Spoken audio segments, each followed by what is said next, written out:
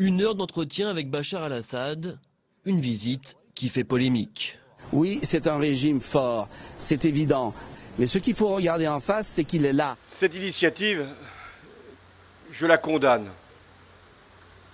Je la condamne parce qu'il s'agit d'une rencontre entre des parlementaires français qui n'ont été mandatés que par eux-mêmes, avec un dictateur qui est à l'origine d'une des plus graves guerres civiles de ces dernières années. Aller servir la soupe à M. Bachar el-Assad, c'est absurde. Moi, j'ai trouvé tout à fait pathétique cette escapade de nos 4 parlementaires à Damas. Je me demande ce qui a pu motiver une telle aventure. En tout cas, ce que je constate, c'est que ça rentre parfaitement dans le plan de communication de Bachar el-Assad, c'est-à-dire une tentative de réhabilitation qui frémit d'ailleurs ici ou là dans d'autres capitales. À Londres, un ancien ministre des Affaires étrangères estime aussi qu'il faudrait renouer avec Bachar.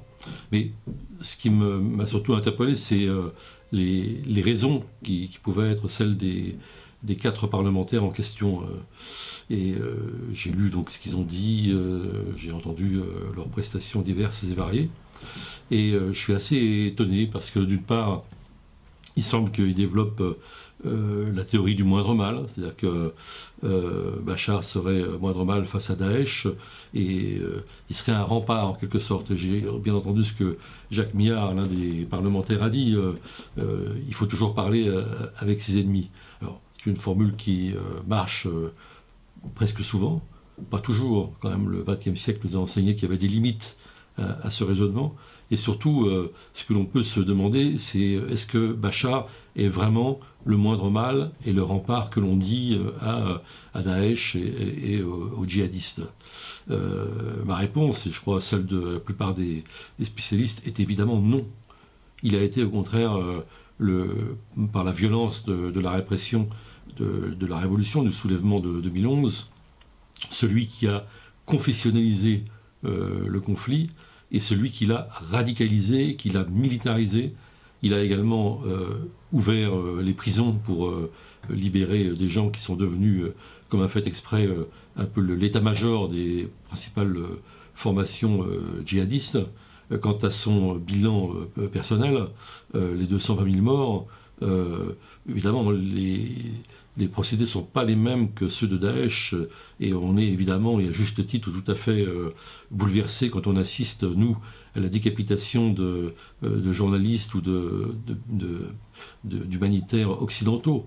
Mais que fait Bachar ? Il a tué des centaines de milliers de Syriens, mais il ne massacre que des Syriens, si j'ose dire, lui, mais avec des armes chimiques. Aujourd'hui, avec plus couramment avec des barils de TNT qu'il déverse sur les habitations. Donc son bilan est tout à fait effroyable. Et c'est cette violence qui pousse aussi un certain nombre de jeunes Syriens dans les bras des djihadistes. Donc ce n'est pas un rempart, c'est au contraire le plus grand pourvoyeur de djihadistes. Et c'est donc une erreur, c'est pas seulement une faute morale. C'est pas simplement un pavé dans le jardin du Quai d'Orsay, c'est une erreur énorme du point de vue même du combat contre les djihadistes. Enfin, j'ai été, alors là, vraiment abasourdi par le propos d'un de ces parlementaires qui a prétendu que Bachar que la Syrie était le dernier pays laïque de la région.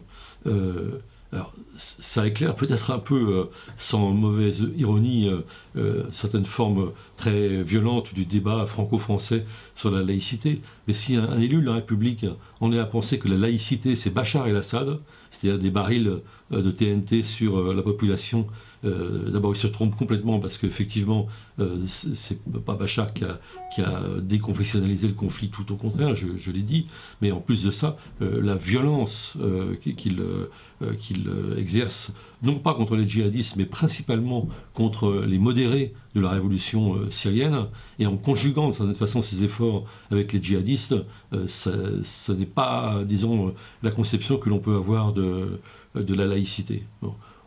Enfin, et pour finir, il y a l'idée derrière ça qu'il n'y aurait plus d'autre voie entre Bachar el-Assad c'est-à-dire quand même une dictature effroyable, et Daesh. Or, il existe toujours une opposition. Elle s'est réunie d'ailleurs fin février à Paris. Elle a produit de nouveau un texte qui est une revendication de Syrie démocratique, respectant les droits de l'homme. Et il y a une armée syrienne libre qui continue de tenir des places fortes en Syrie. Donc il y a une troisième voie qui est autrement plus attrayante, et on serait mieux inspiré d'aider ces gens-là que d'aller réhabiliter Bachar el-Assad. Alors cette semaine, dans Politis, on a un dossier sur l'antiracisme.